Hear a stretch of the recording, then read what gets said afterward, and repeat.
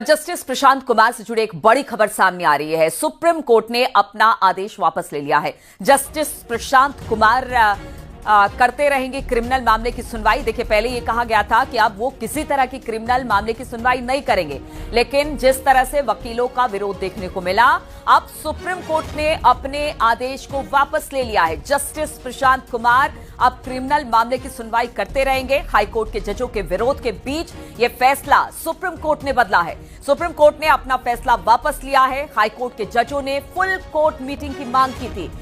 CJI को पत्र लिखकर 13 जजों ने इस डिमांड की थी। पहले सुप्रीम कोर्ट ने जस्टिस प्रशांत को क्राइम केस की सुनवाई से अलग रखा, किसी सीनियर जज की बेंच में डालने को कहा गया, और इसी का विरोध जब हुआ तो अब सुप्रीम कोर्ट ने अपना फैसला बदला है।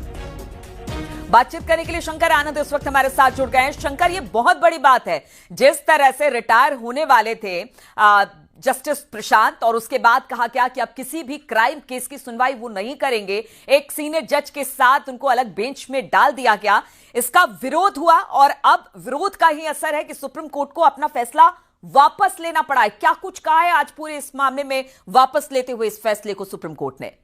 देखिए, जिस तरह से इलाहाबाद हाईकोर्ट के जज जस्टिस प्रशांत कुमार से जो जुड़ा हुआ जो मामला है, इस मामले पर आज सुप्रीम कोर्ट में सुनवाई हुई, और जिस तरह से इस मामले पर सीजेआई के अनुरोध के बाद सुप्रीम कोर्ट ने अपना आदेश जो है वो वापस ले लिया है, और इलाहाबाद हाईकोर्ट के जज को आपराधिक मामलों से हटाने का जो आदेश वो अब खत्म हो चुका है, वापस हो गया है।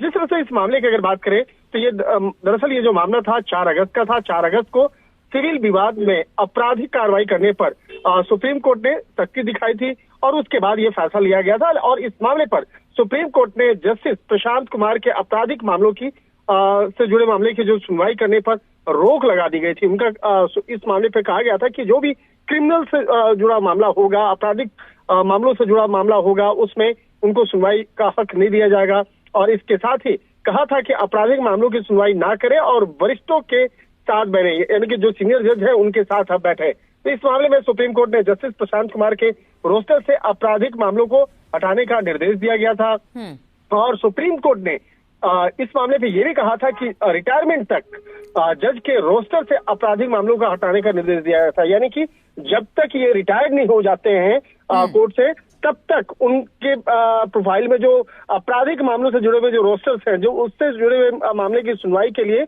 उनको हटाने का निर्देश दिया गया था। और ये अपने आप में एक बहुत बड़ा मामला कहा जा रहा था, और इन तमाम मामलों की गंभीरता को देखते हुए इस मामले में सुप्रीम कोर्ट में अर्जी दाखिल की गई, और सुप्रीम कोर्ट के द्वारा आज खुद चीफ जस्टिस के द्वारा इस मामले पर अपील की गई, और उसके बाद एक बड़ी राहत जरूर मिली है।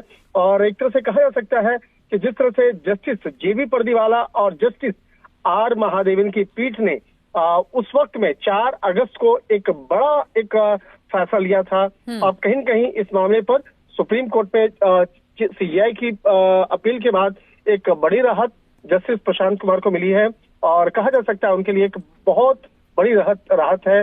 और जस्टिस प्रशांत कुमार से जुड़ा ये जो मामला है, फिलहाल उस पर विराम लगता हुआ दिखाई दे रहा है। ठीक है, तो सीजे ने जिस तरह से इस पर पूरा फैसला दिया, सुप्रीम कोर्ट ने फैसला दिया, आज उसको बदला गया है। ये पूरा मामला जस्टिस प्रशांत कुमार से जुड़ा हुआ था, और जिस तरह से उनको जो क्राइम केस था उसकी सुनवाई से अलग किया गया था, उसी का विरोध 13 जो जज थे उनकी तरफ से किया गया, इलाहाबाद हाईकोर्ट की तरफ से, और अब इस याचिका को, यानी कि जो कहा गया था उसको वापस सुप्रीम कोर्ट ने ले लिया, यानी अब सुनवाई कर सकेंगे जस्टिस प्रशांत, और एक बड़ी खबर इसे कहा जा सकता है। बहुत बहुत शुक्रिया आपका शंकर, हमारे साथ जुड़ने के लिए।